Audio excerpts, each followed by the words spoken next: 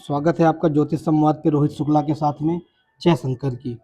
हमने पिछली वीडियोस पे अपनी राशियां कंप्लीट की, जिसमें हमने मेष को बहुत डिटेल में पढ़ा। मेष के साथ में हमने वृषभ को बहुत डिटेल में पढ़ा। वृषभ के बाद हमने मिथुन को डिटेल में पढ़ा। और अब हम आज जो पढ़ेंगे, आज वो राशि है कर्क राशि। आज कर्क राशि के बारे में हम अध्ययन करेंगे।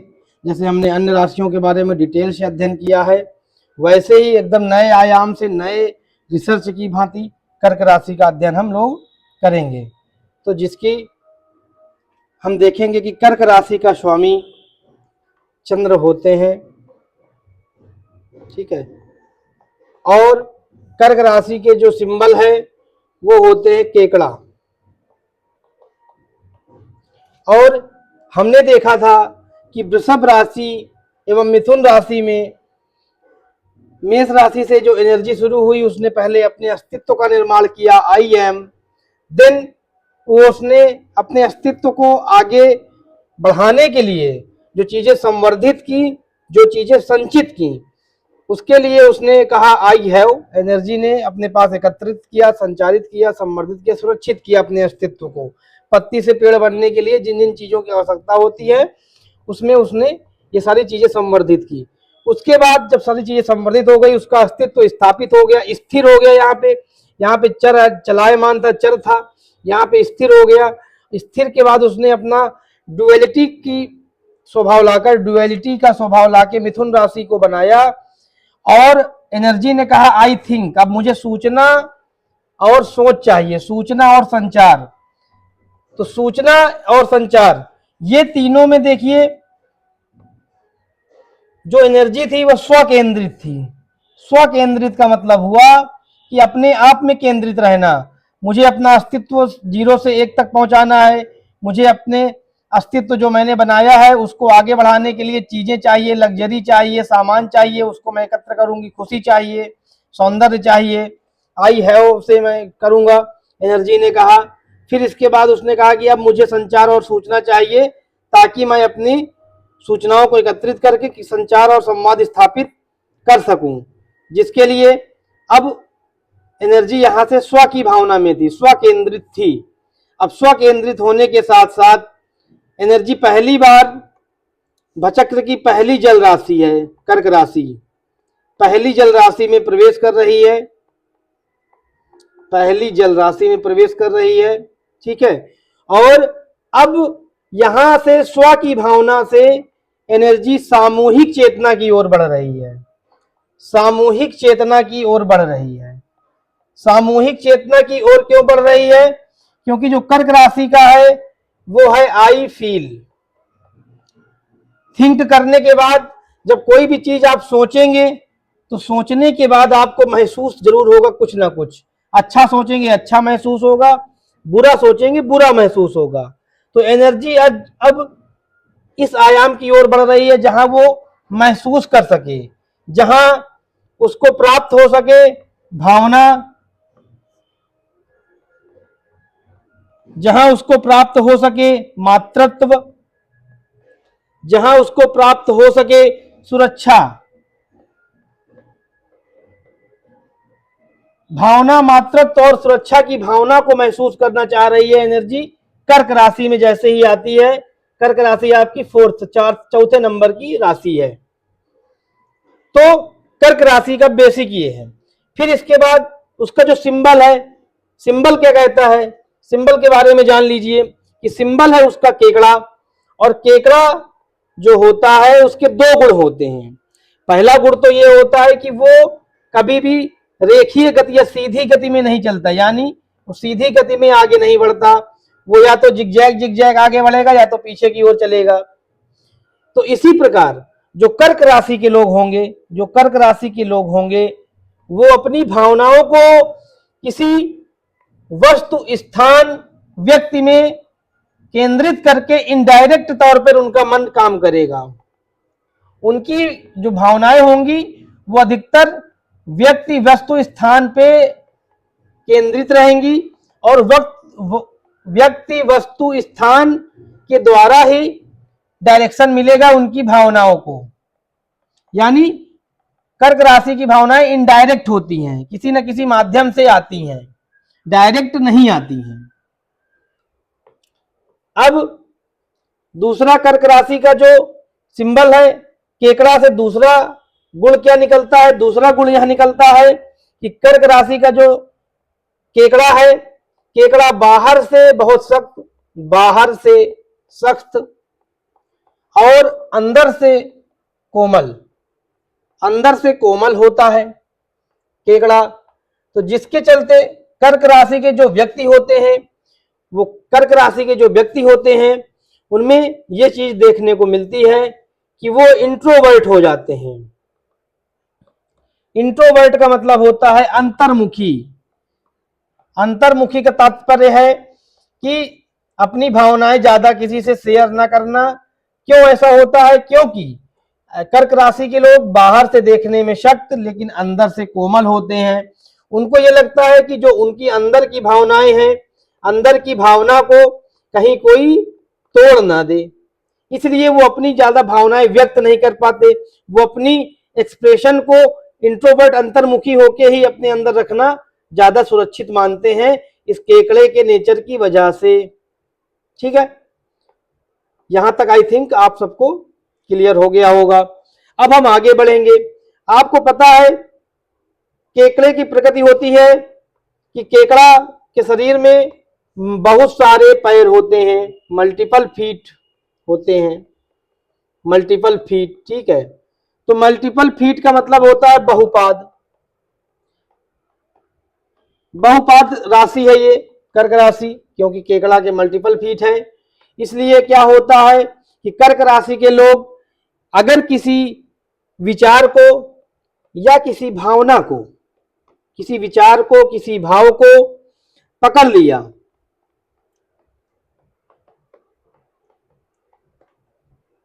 तो उसे छोड़ना कठिन हो जाता है।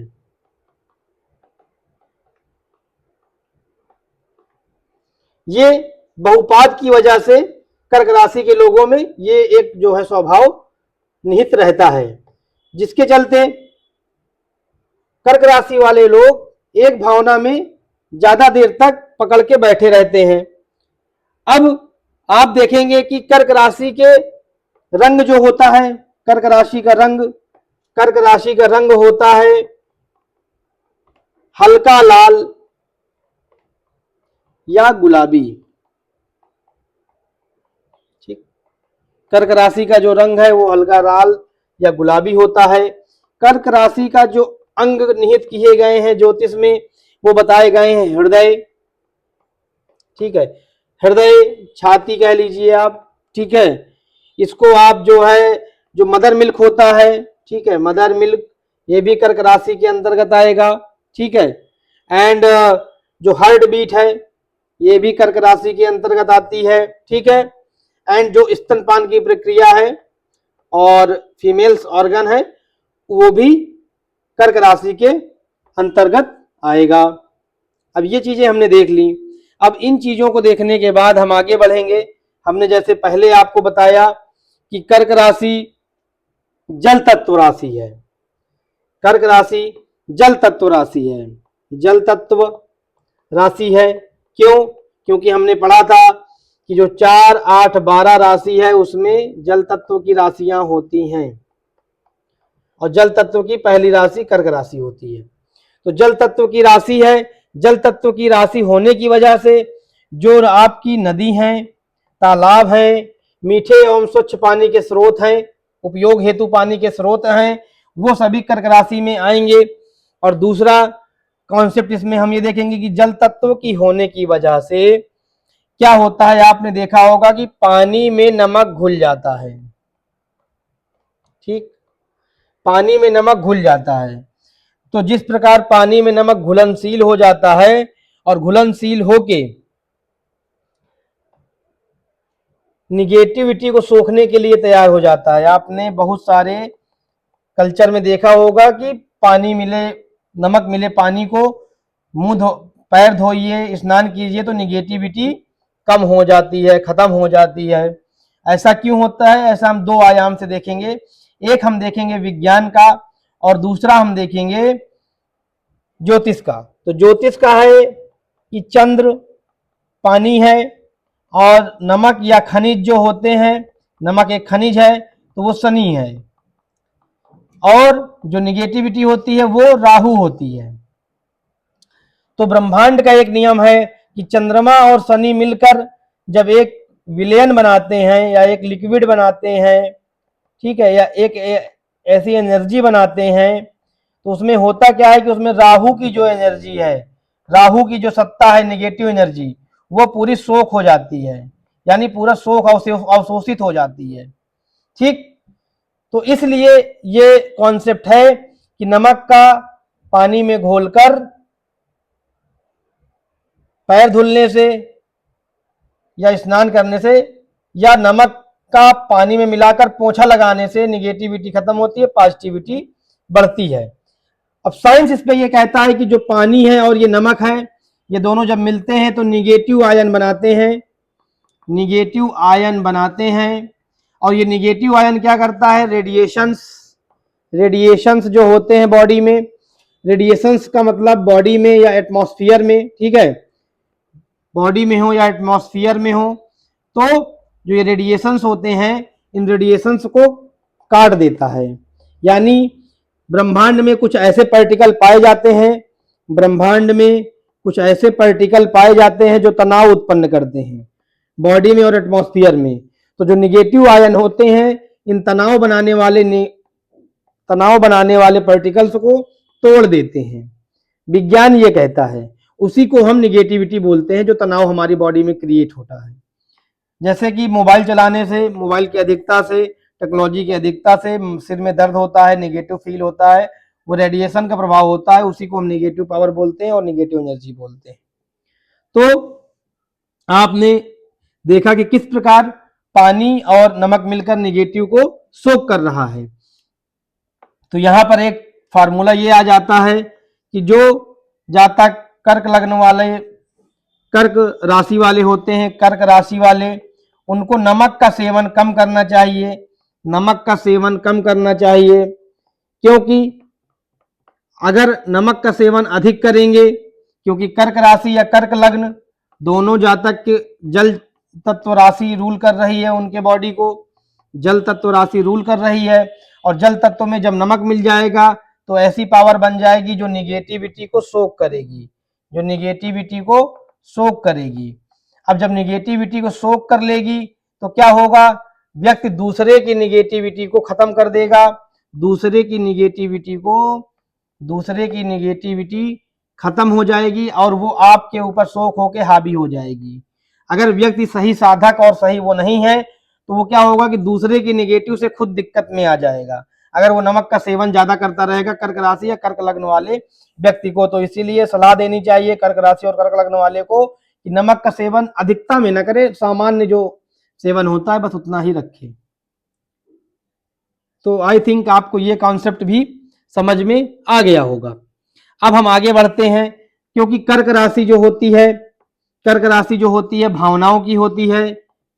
जो कर्क राशि है ये भावनाओं की राशि है, और इस राशि में जो व्यक्ति के अंदर भावना होती है या कोई इवेंट होता है, व्यक्ति की कोई भावना या इवेंट का रिपीटेशन जरूर होता है।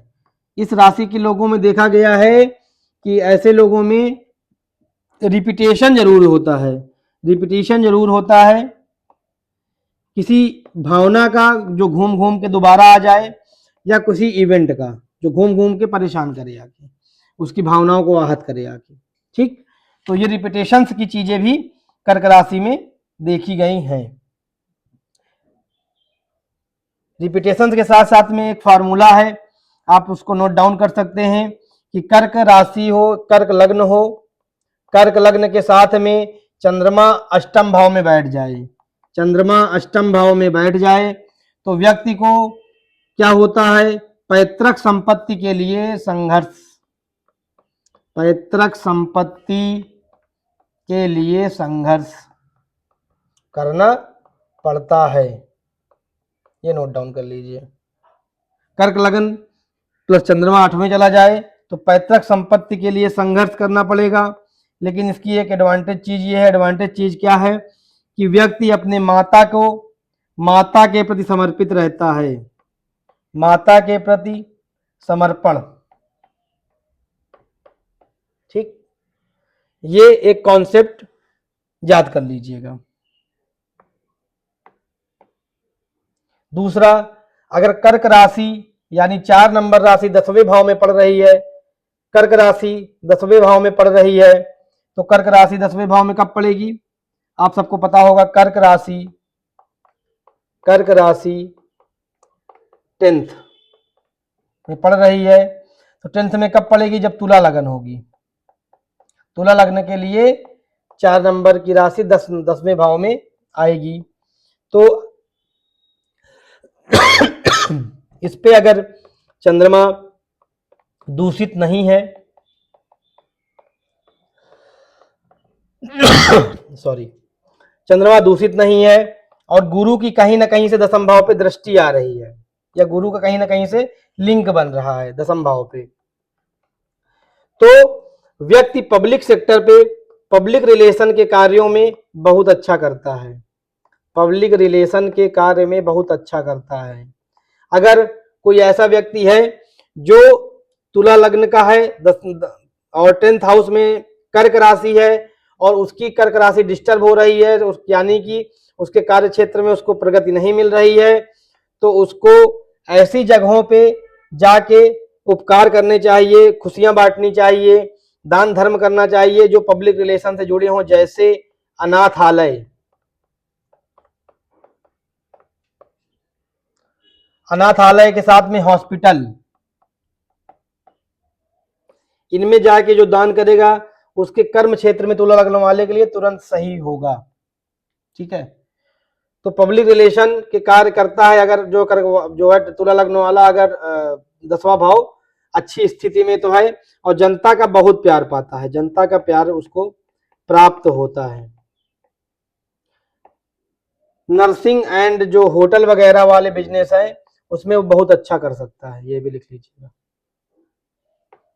तो ये कर्क राशि के कुछ स्पेशल आयाम जो मैंने आपसे साझा किए, उम्मीद करते हैं कि आपको समझ में आए होंगे।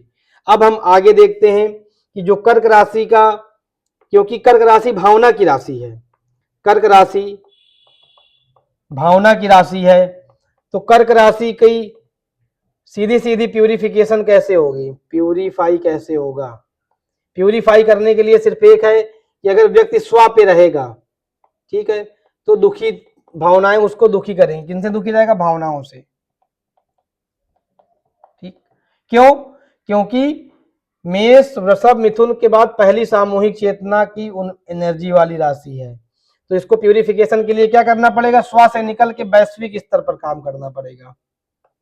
यानी जब तक मैं करता रहेगा तब तक समस्या है। जिस दिन उसने मैं को छोड़कर उसने वैश्विक चेतना के लिए, समाज के लिए, ठीक है, जरूरतमंदों के लिए कुछ करने की सोची और उसके लिए कदम आगे बढ़ाए, उसी दिन से वो व्यक्ति के जीवन में समस्याएं खत्म होने लगेंगी।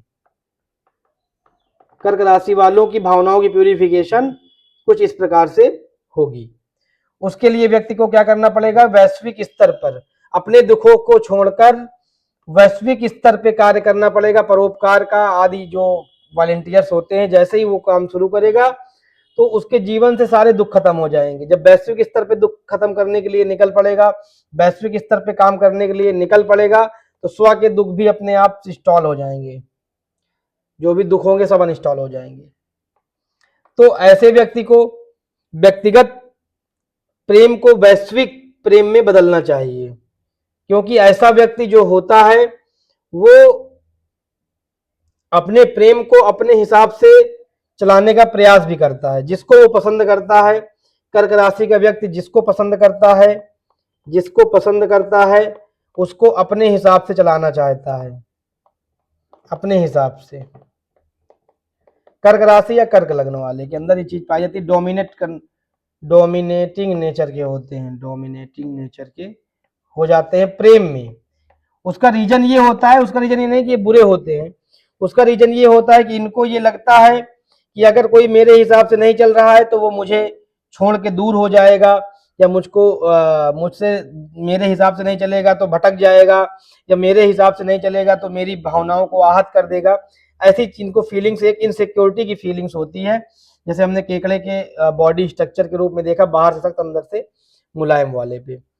तो इन इन चीजों को देखते हुए जब हम आगे बढ़ रहे हैं तो हम देखेंगे कि कर्क राशि का जो अगला है कि, और जिस दिन, जैसे मैंने बताया आपको कि गुरु, जिस दिन व्यक्ति वैश्विक स्तर पे काम करने लगेगा, वैश्विक परोपकार करने लगेगा, उस दिन वो गुरु के समान पूजित हो जाएगा, गुरु के समान सम्मान पाएगा, सम्माननीय या पूजित हो जाएगा, क्योंकि गुरु ग्रह यहाँ पे उच्च के हो जाते हैं। अब गुरु ग्रह उच्च के क्यों होते हैं ये देख लीजिए। गुरु उच्च के क्यों होते हैं? क्योंकि गुरु ग्रह क्या है? ज्ञान है, ज्ञान है। और कर्क राशि क्या है? कर्क राशि हृदय है, ठीक है। तो जो ज्ञान हृदय से निकल के आता है वो उत्कृष्ट होता है। जो ज्ञान प्रोफेशनल होता है, जो ज्ञान किसी स्वार्थ से दिया जाता है, वो उत्कृष्ट नहीं होता। उत्कृष्ट ज्ञान की परिभाषा ही यही है कि ज्ञान हृदय से निकला हो, और हृदय से निकला हुआ ज्ञान ही आपको विजडम कहलाता है, ठीक। इसमें एक दैवीय कृपा भी होती है।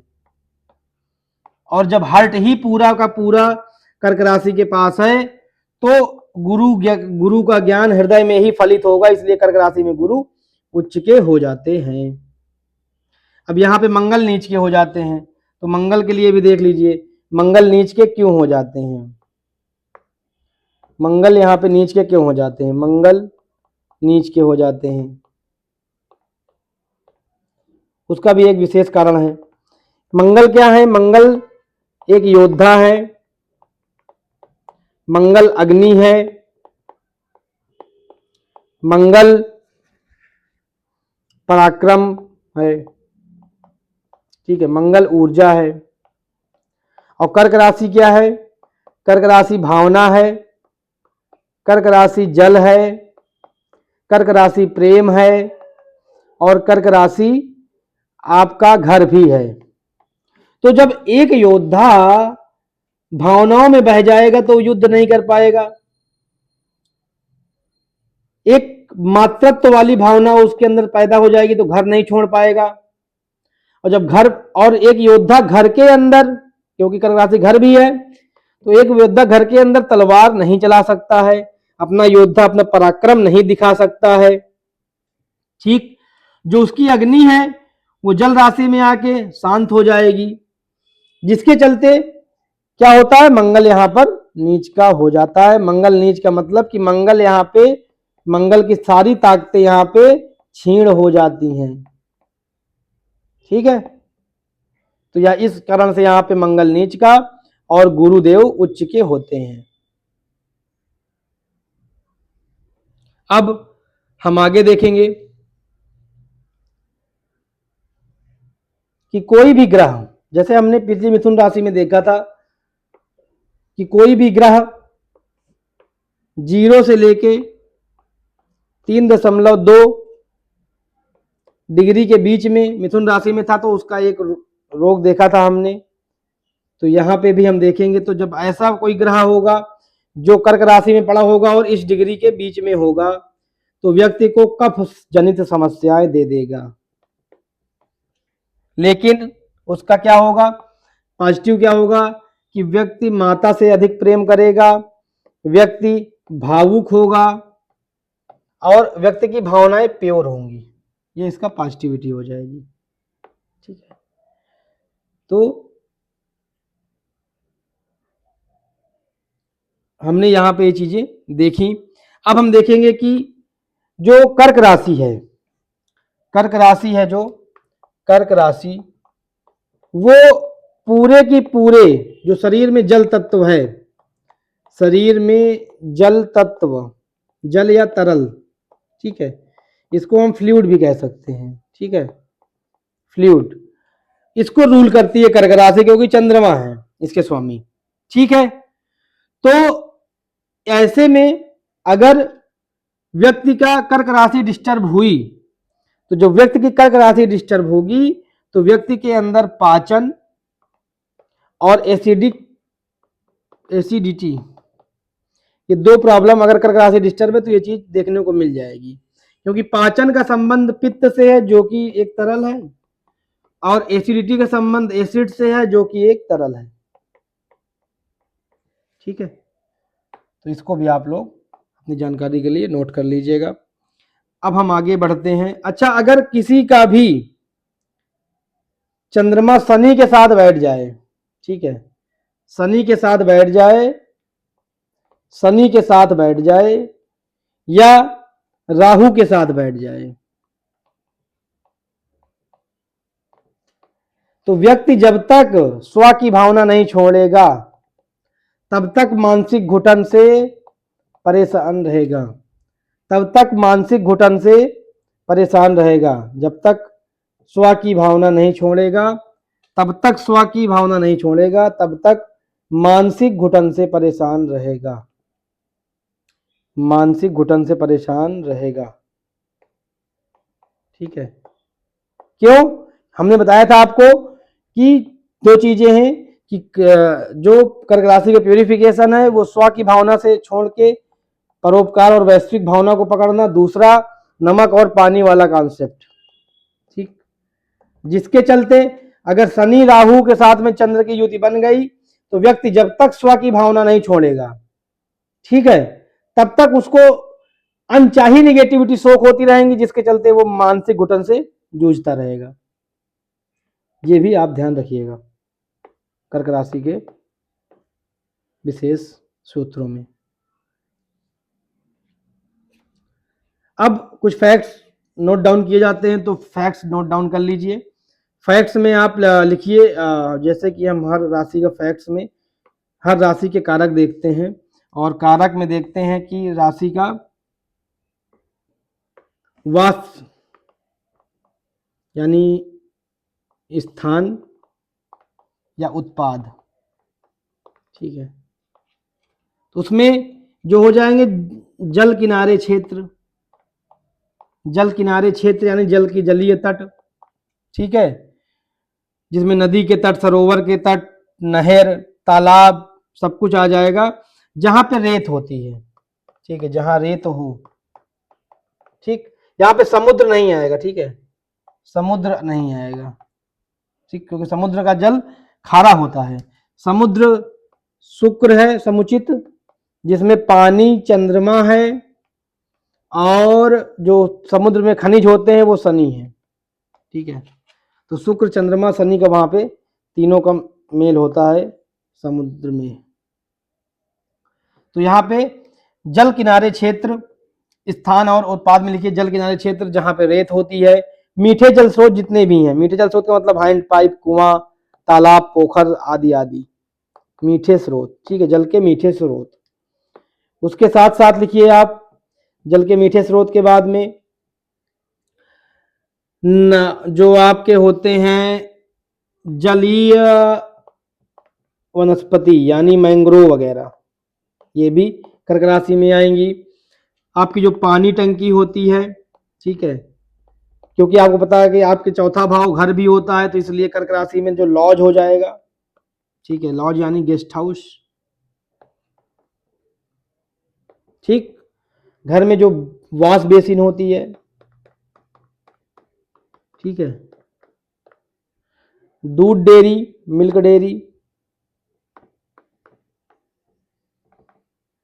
ठीक है, जहां पे मछली पालन जाते हैं, फिश फार्मिंग जहां पे होती है। ठीक है, तो ये स्थान कर्क राशि के होंगे, इनको आप जो है नोट डाउन कर लें। अब हम आगे देखेंगे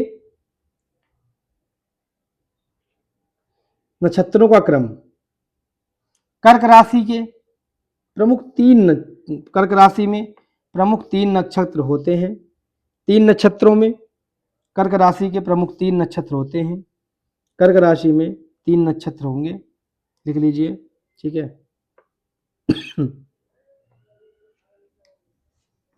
3 नक्षत्र,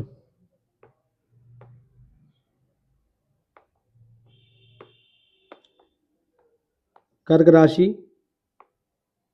जिस पे 3 नक्षत्र मौजूद होंगे। 3 नक्षत्र कौन कौन से होंगे देख लीजिए। पहला होगा आपका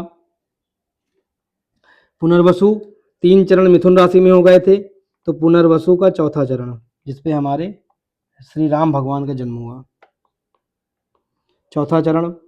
फिर इसके बाद आएगा आपका पुष्य नक्षत्र, पुष्य नक्षत्र, पुष्य नक्षत्र के चारों चरण। फिर इसके बाद आएगा अश्लेषा नक्षत्र, अश्लेषा नक्षत्र के चारों चरण। ठीक है, अब आप देखिए, क्योंकि व्यक्ति जब पुनर्वसु नक्षत्र में जन्म लेगा तो कर्क राशि का स्वामी चंद्रमा और पुनर्वसु का स्वामी गुरु, यानी यहाँ पे चंद्र प्लस गुरु के गुण देखने को मिलेंगे। तो व्यक्ति क्या हो जाएगा, परोपकारी हो जाएगा। हमने बताया कि चंद्र का या कर्क का पहला ही नियम है कि आप स्व की भावना छोड़ के वैश्विक स्तर पर जाएं और उच्च कोटि की चीजें प्राप्त करें। फिर क्योंकि गुरु है और चंद्रमा मनोभाव है, तो जो गुरु का ज्ञान है वो मनोभाव में रहेगा, तो व्यक्ति क्या करेगा, व्यक्ति ज्ञान बांटेगा, ज्ञान बांटने वाला होगा, व्यक्ति ज्ञान बांटने वाला होगा। फिर इसके बाद हम जब देखेंगे तो व्यक्ति क्या है, ज्ञान से जहां भी ज्ञान की बातें होंगी उसको प्रसन्नता प्राप्त होगी, क्योंकि उसका मनोभाव ज्ञान में के साथ जुड़ा हुआ है, चंद्रमा गुरु के साथ में जुड़ा हुआ है। व्यक्ति यहाँ पर क्या करता है, व्यक्ति अपने से ज्यादा दूसरों की भावनाओं का ध्यान रखता है, दूसरों की भावनाओं को ध्यान रखता है। ठीक है, व्यक्ति के अंदर इंटेलिजेंस से ज्यादा विजडम होती है। हमने आपको बताया था कि इंटेलिजेंस और विजडम में क्या अंतर है। इंटेलिजेंस बुद्ध ग्रह देता है और विजडम गुरु ग्रह देते हैं। तो विजडम का मतलब होता है आपके पास ज्ञान है, इंटेलेक्चुअल है, लेकिन वो सिद्धांतों के साथ में, नैतिक कर्तव्य के साथ में और एक दैवीय जो नैतिक जिम्मेदारियां दी गई हैं उनके साथ में, वो विजडम है। तो यहाँ व्यक्ति के अंदर विजडम भी पाया जाता है। इस नक्षत्र को इंपॉर्टेंट लिख लीजिएगा, विजेता का नक्षत्र भी कहते हैं, विजेता का नक्षत्र भी कहते हैं। ठीक है, बाकी प्रभु श्री राम का है तो इसमें हजारों गुण बताए जा सकते हैं, दिन भर गुणों की व्याख्या की जा सकती है। अब हम आगे देखेंगे पुष्य नक्षत्र। पुष्य नक्षत्र को, पुष्य नक्षत्र को नक्षत्रों का देवता कहा जाता है, नक्षत्रों का राजा कहा जाता है। पुष्य नक्षत्र को नक्षत्रों का राजा है कौन, पुष्य नक्षत्र। पुष्य नक्षत्र के स्वामी जो होते हैं शनि, लेकिन यहाँ पे शनि अपनी क्रूरता और अनुशासन के लिए नहीं, बल्कि अनुशासन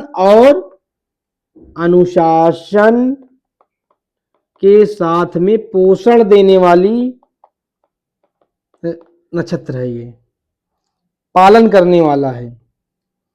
तो अनुशासन प्लस पोषण का मतलब हुआ यहाँ पे एक वर्किंग मदर। वर्किंग मदर कैसी होती हैं, वो अनुशासित होती है क्योंकि अपना प्रोफेशनल काम करती हैं, पोषण देती हैं जो कि एक माता की डीएनए में ही होता है। तो वो अनुशासन और पोषण का ब्लेंड होते हैं वर्किंग मदर। तो इस प्रकार का पोषण देने वाला यहाँ पे पुष्य नक्षत्र हो जाता है कर्क राशि के लिए, जो कि पूरा पूरा कर्क राशि में आता है। इसीलिए अनुशासित होगा, पोषित देने वाला होगा, तो क्या होगा, उसके अंदर दूसरों की सेवा की भावना होगी, दूसरों की सेवा भाव। ठीक है, उसके बाद क्या होगा इसके अंदर, उसके अंदर होगा कि मैं भी भूखा ना रहूं, साधु ना भूखा जाए वाली भावना इस व्यक्ति के अंदर होगी। और कई सारे टेक्स्ट पे लिखा है कि पुष्य नक्षत्र वाला व्यक्ति कभी भी भूखा नहीं मरता। भूखा न मरने का सेंस ये है कि संसाधनों की कमी नहीं होती है, संसाधनों की कमी नहीं होगी। ठीक है, अब हम आते हैं अगला नक्षत्र अश्लेषा नक्षत्र पे। अब अश्लेषा नक्षत्र पे आप जब देखोगे तो अश्लेषा के जो स्वामी हैं बुध हैं, सर्पिल आकृति है, और इस नक्षत्र को कहा जाता है कुंडलिनी का केंद्र। इसके स्वामी हैं बुध। ठीक है, और जो सिंबल सर्पिल है, ठीक। इसलिए क्या है कि ऐसे लोग बहुत ही, यहाँ पे कर्क राशि के स्वामी चंद्रमा के साथ में बुध कार्य करेंगे, यानी मनोभाव में बुद्धि बैठ गई। अब चंद्रमा ऑलरेडी थोड़ा इंट्रोवर्ट है, मन अंदर ही अंदर होता है, इस पे बुद्धि चलेगी तो व्यक्ति को क्या बना देगी, व्यक्ति को यहाँ पे कूटनीतिज्ञ बना देगी, कूटनीतिज्ञ, व्यक्ति को यहाँ पे क्या बना देगी, रहस्यमयी बना देगी, अपनी भावनाएं साझा न करने वाला बना देगी। यहाँ पे बहुत गहरी बुद्धि हो जाएगी, गहरी बुद्धि हो जाएगी, गहरी बुद्धि हो जाएगी। साथ में विषैली भी हो सकती है। विषैली क्यों, विषैली इसलिए क्योंकि यहाँ पे जो सिंबल सर्प दिया गया है, और व्यक्ति जैसे आपने अश्लेषा नक्षत्र कर्क राशि वाले का कुछ बुरा कर दिया, तो हो सकता है कि वो सामने से न लड़े, वो कैसी किसी ऐसी रणनीति से आपको पराजित करने का प्रयास करे जो आपके लिए घातक हो। इस सेंस में यहाँ पे विषैली कहा गया है। तो और जैसे कि मैंने आपको बताया कि यह क्या है, कुंडलिनी। कुंडलिनी आप जानते होंगे, जो हमारे बॉडी में 7 चक्र होते हैं, तो कुंडलिनी का केंद्र इस नक्षत्र को कहा जाता है, ठीक। कुंडलिनी का केंद्र है ये अश्लेषा नक्षत्र, जिसके स्वामी हैं बुध। तो ये हमने देखा नक्षत्रों का क्रम। अब यहाँ पे एक ने आपने खास बात देखी होगी। क्या खास बात आपने देखी कि जब हम पहले पढ़ रहे थे मेष राशि, तो उसमें कृतिका नक्षत्र के कुछ चरण आए थे, कुछ चरण वृषभ में शिफ्ट हो गए थे। जब हम वृषभ पढ़ रहे थे तो उसमें मृगशिरा के कुछ नक्षत्र आखिरी में यहाँ पे आए थे, और कुछ आगे मिथुन में शिफ्ट हो गए थे। फिर हमने मिथुन में देखा कि जो तीसरे नंबर पे पुनर्वसु के 3 चरण आए, और पुनर्वसु का यहाँ पे चौथा आगे कर्क में एडजस्ट हो गया। लेकिन कर्क राशि में विशेष ये हो रहा है कि कर्क राशि भी यहाँ पे खत्म हो रही है, ठीक है। प्रत्येक राशि 30 डिग्री की होती है, तो 30 डिग्री में कर्क राशि भी खत्म होगी, और इसी 30 डिग्री में पूरा का पूरा नक्षत्र भी खत्म हो रहा है। मतलब अश्लेषा अब आगे नहीं जाएगा, आगे नया ही नक्षत्र शुरू होगा, मघा। यहाँ पे नक्षत्र जो है साझा नहीं करेंगे 2 राशियां। यहाँ पे पूरा का पूरा नक्षत्र भी खत्म हो गया, अब पूरा का पूरा चंद्र की राशि कर्क भी खत्म हो गई। तो इसका मतलब क्या हुआ, इसका मतलब ये हुआ कि यह एक ऐसी स्थिति है जिसे हम बोलते हैं गंडांत। गंडांत का मतलब क्या होता है, इसको हम शॉर्ट में देखेंगे। गंडांत का मतलब होता है गंडांत, गंडांत का मतलब होता है गांठ और प्लस अंत। जो इसका अर्थ निकलेगा गांठ और अंत, यानी गांठ का अंत। किस गांठ का अंत है ये, इसके लिए आपको पीछे थोड़ा सा अपने माइंड को ले चलना पड़ेगा, जहां पे हमने पढ़ा था जहां पर तत्व का अध्ययन हमने किया था। उन तत्वों के अध्ययन में हमने देखा था कि एक होता है पृथ्वी तत्व, एक होता है, एक तरफ से लिखते हैं इसको, एक होता है अग्नि तत्व, एक होता है पृथ्वी तत्व, एक होता है वायु तत्व, एक होता है जल तत्व। ब्रह्मांड के 5 तत्वों में आकाश तत्व नहीं लेते हैं, क्योंकि ये आकाश इन सभी चारों तत्वों में विद्यमान रहता है, इसलिए आकाश तत्व नहीं लेते एस्ट्रोलॉजी में। तो अब हम यहाँ पे देखेंगे कि जो अग्नि तत्वों की राशियां थी वो थी 1, 5, 9, पृथ्वी तत्व की थी 2, 6, 10, वायु तत्व की थी 3, 7, 11, जल तत्व की थी 4, 8, 12। यानी जो नंबर लिखे राशि क्रमांक है, मतलब 1 का नंबर, 1 का मतलब वृषभ, 1 का मतलब मेष, 7 का मतलब तुला, ठीक है, 9 का मतलब धनु, 5 का मतलब सिंह, 3 का मतलब मिथुन। इस प्रकार से राशियां लिखी हुई हैं ये नंबर के फॉर्म में। तो आपने देखा कि हमने मेष राशि पढ़ा, यहाँ पे राशि खत्म हुई, लेकिन नक्षत्र का कुछ चरण बचे रहे जो वृषभ में एडजस्ट हो गए। फिर वृषभ हमने देखा, तो वृषभ में भी लास्ट में क्या हुआ कि कुछ नक्षत्र के चरण बचे रहे जो मिथुन में एडजस्ट हो गए। मिथुन में भी हमने देखा कि यहाँ पे भी नक्षत्र के आखिरी में चरण कुछ बचे रहे, वो पुनर्वसु कर्क में एडजस्ट हो गए। तो हमने देखा कि जो हमारी ऊर्जा थी, जो हमारी ऊर्जा IM से स्टार्ट हुई थी अग्नि तत्व से, फिर पृथ्वी तत्व में गई, फिर वायु तत्व में गई, फिर जल तत्व में गई। यानी उसने क्या किया कि जो तत्वों का एक साइकिल होता है, ब्रह्मांड के तत्वों का एक साइकिल पूरा किया। और जैसे ही एक चक्र, साइकिल मतलब चक्र या चरण, जैसे ही एक चक्र या चरण पूरा हुआ, यानी ऊर्जा यहां से यहां पे जैसे ही आई, अग्नि फिर पृथ्वी फिर वायु फिर जल, यहां से यहां जैसे ही आई, एक चरण कंप्लीट हुआ। क्योंकि अब फिर से 5वीं नंबर राशि अग्नि हो जाएगी, तो एक चरण तत्वों का यहां पे 4 नंबर कर्क में पूरा हो जाएगा। आप देखिए, ठीक। तो जैसे ही यहां पे कर्क राशि में वो चरण पूरा हुआ, वैसे ही यहां पे एक नक्षत्र भी खत्म हुआ। इसीलिए जो एनर्जी की क्लोजिंग हो गई यहां पे, ठीक है। अब जो ऊर्जा है, आत्मा है, वो जल तत्व से निकलकर कहां पहुंचेगी?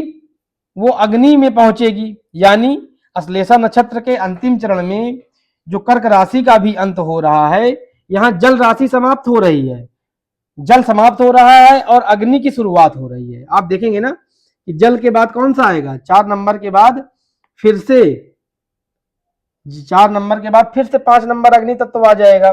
जिससे होगा क्या कि जल और अग्नि का संक्रांति पीरियड है। यानी आप जब देखेंगे यहां पे, तो जल से अग्नि जब जाएगा, तो ये 4 नंबर से 5 नंबर राशि संक्रांति पीरियड है। मतलब जल और अग्नि का मिक्स होगा यहाँ पे लास्ट पे, क्योंकि जहां पे तूफान खत्म होता है वहां से पत्ते कुछ दूर आगे तक चले जाते हैं, ठीक है। या 2 पानी को आप रखिए आपस में, तो अंतिम स्थिति में एक दूसरे में थोड़ा थोड़ा विलय हो जाएगा। तो यहाँ पे जल अग्नि का मिक्स होगा लास्ट स्टेज पे, अंतिम चरण पे। अश्लेषा के अंतिम जो चरण होगा उस पे मिक्सचर हो जाएगा, जिसे बोलेंगे गंडांत, ठीक है। तो उस गंडांत में क्या होगा कि यहाँ पे अहंकार की मृत्यु होती है। ऐसा कहा जाता है कि यहाँ पे अहंकार की मृत्यु।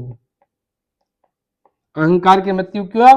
क्योंकि ऊर्जा जो अग्नि से चली थी, पृथ्वी में चली थी, वायु आई, जल आई, उसने अपना अस्तित्व बनाया, उसने अपने लिए संभाला, उसने अपने लिए सूचना एकत्रित की, सोच एकत्रित की, इंफॉर्मेशन एकत्रित की, फिर उसने अपने अंदर भावनाएं लाई, लोगों से जुड़ी, फिर आगे बढ़ी। और आगे बढ़ने के बाद अब बारी क्या आ गई? खत्म होने की। तो यानी फिर से साइकिल स्टार्ट होगा अग्नि से, फिर से उसको नए तरह के एक्ट करने पड़ेंगे, आगे बढ़ना पड़ेगा जीवन में, फिर तरीके ऊर्जा को नए नए तरीके से उसको ढालना पड़ेगा। तो यहाँ पे अहंकार की मृत्यु हो गई, जो उसने संवर्धित किया था, संचित किया था, सोचा था, भावनाएं उत्पन्न हुई थी, लास्ट में उसको पता लगा कि संसार में कोई भी अपना नहीं है, सिर्फ अपनी आत्मा और अपना प्रभु ही अपना होता है। तो यहां पर क्या हुआ कि जो एक जहां पे स्थिति ये आएगी कि जब कर्क राशि का 30 डिग्री खत्म होगा, यानी कर्क राशि का 30, ठीक है, कर्क का 30 में अंतिम के जो अंश होंगे, और सिंह राशि में जो 30 अंश होगा उसके प्रथम अंश होंगे। तो यानी मोटा मोटा जब हम ले लेते हैं तो कर्क राशि का जो 28 डिग्री के बाद से 30 डिग्री के बीच का काल है, ठीक है। कोई ग्रह कर्क राशि में, यहां पे कैसे हम देखेंगे कि कोई ग्रह कर्क राशि में 28 डिग्री के बाद का है 30 डिग्री तक का, तो वो गंडांत काल जो है क्षेत्र में पहुंच जाएगा। और गंडांत क्षेत्र में हमने क्या देखा कि गंडांत क्षेत्र में जल और प्लस अग्नि का संक्रांति काल है, और जल और अग्नि मिलके क्या बनाती हैं? भाप बनाती हैं या वाष्प। और आपको पता है कि विज्ञान भी कहता है कि भाप का तापमान भाप जो तापमान होगा वो अग्नि से ज्यादा होता है। भाप का तापमान अग्नि से ज्यादा होता है। भाप ज्यादा जलाती है अग्नि की अपेक्षा। भाप का जला हुआ ज्यादा दर्द देता है अग्नि की अपेक्षा, ठीक है। तो भाप जो होगी यहाँ पे व्यक्ति को जलाएगी। तो ये जो गंडांत पीरियड है, ये एक प्रकार से आपको कष्टकारी समय बताता है कि ये यहाँ पे जो ग्रह है वो आके भाप में जलेगा। कोई भी ग्रह इसमें पड़ेगा तो जल और अग्नि का संक्रांति में भाप में आके झुलसेगा। तो जिस प्रकार एक व्यक्ति को कष्ट होता है, उसी प्रकार उस ग्रह को भी वहां पे कष्ट होगा। ये जो क्षेत्र है ये वहां पे उस प्रकार का कष्ट देगा। इस जो बिंदु में जन्म लेने वाला जातक, यानी कोई ऐसा व्यक्ति है जो कर्क राशि में का कोई ग्रह लेकर आया है जो गंडांत क्षेत्र में आता है, यानी 28 डिग्री के बाद से 30 डिग्री के बीच में आता है। ठीक है, पूरा पूरा डाटा देखेंगे तो ये 28.5 के बाद का होता है, लेकिन मोटा मोटा आप 28 से 30 याद रखिए, संक्रांति काल यहीं से स्टार्ट हो जाता है। ठीक है, तो 28 से 30 डिग्री का कर्क राशि में कोई ग्रह है, ठीक है, तो वो गंडांत क्षेत्र में आ जाएगा, फिर वो पीड़ित हो जाएगा। फिर उसमें क्या है कि व्यक्ति ऐसे क्षेत्र में जो व्यक्ति पैदा होता है गंडांत क्षेत्र में, उस जो है बिंदु पर पैदा होने वाला जातक महाधूर्त, या तो महाधूर्त हो जाएगा, और या तो उसने अगर अपनी ऊर्जा वैश्विक स्तर पे लगा दी तो महान योगी हो जाएगा। हमने आपको इसका प्यूरिफिकेशन कॉन्सेप्ट बताया था। ठीक है, या तो महाधूर्त, कंजूस, लोभी, और या तो महान योगी। ठीक है, यहां पर जो भी ग्रह पड़ेगा उसके अपने मन को मारना पड़ेगा। अपने मन को मारने से ही आत्मा की यहां पे शुद्धि हो पाएगी। क्यों मन को मारना पड़ेगा? क्योंकि 4 नंबर की राशि कर्क राशि मन है, और 5 नंबर की राशि सिंह, जिसका स्वामी सूर्य है। सूर्य क्या है? आत्मा है। तो आत्मा में प्रवेश करने के लिए मन में क्या होती है? मन में डिजायर्स होती है, मन में इच्छाएं होती है, मन में सारे जो हमारे षड रिपु हैं, षड रिपु आप लोग जानते होंगे। षड रिपु क्या क्या होते हैं? काम, क्रोध, लोभ, मोह, मद, मत्सर्य, ये सारे मन में होते हैं, और आत्मा में प्रवेश करने के लिए इनको जलना पड़ता है। तो जलने के लिए जब आत्मा में ऊर्जा को प्रवेश करना है फिर से, तो क्या होगा कि इनको जलने के लिए उस भाप क्षेत्र से, उस गंडांत क्षेत्र से गुजरना पड़ेगा, तभी वो आत्मा में ऊर्जा प्रवेश कर पाएगी।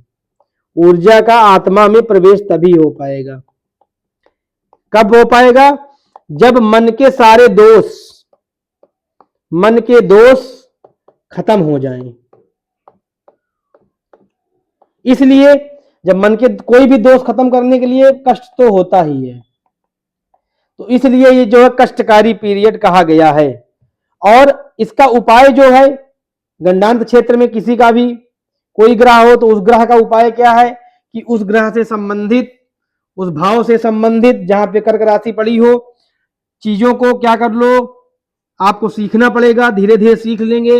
Learning to let go, learning to let go, जाने देना सीखना पड़ेगा, जाने देना सीखना पड़ेगा। ठीक है, जाने देना सीखना पड़ेगा। जाने देना कैसे सीखना पड़ेगा आपको? लर्निंग टू लेट गो करना पड़ेगा आपको। एक ऐसी भावना लानी पड़ेगी जहां पे गम और खुशी का फर्क महसूस हो, जहां पे ना होने लगे। ठीक, तो यहां पे जल ऊर्जा खत्म होकर या अग्नि ऊर्जा में प्रवेश करती है, या तत्वों का जो एलिमेंट का एक चक्र है, अग्नि, पृथ्वी, वायु, जल, उससे प्रवेश होकर दूसरे चक्र में ऊर्जा प्रवेश करती है। फिर से वो चलेगी अग्नि, पृथ्वी, वायु, जल, यानी 4 नंबर पे गंडांत बनेगा, फिर 8 नंबर पे बनेगा, फिर 12 नंबर पे बनेगा। ठीक है, तो गंडांत वहां बनता है जहां पे नक्षत्र का अंत होता है और राशि का अंत होता है। और राशि और नक्षत्र का अंत क्यों होता है? क्योंकि जो ऊर्जा होती है वो जल से आग की ओर जाती है, मन से आत्मा की ओर जाती है। ठीक, और इसको गंडांत क्षेत्र कहा जाता है। अब मुझे ऐसा प्रतीत होता है कि आपको मोटा मोटा समझ में आ गया होगा। अगर आप समझ में ना आए तो आप कमेंट के द्वारा बता सकते हैं। बाकी आप सभी का यहाँ तक जुड़ने के लिए धन्यवाद।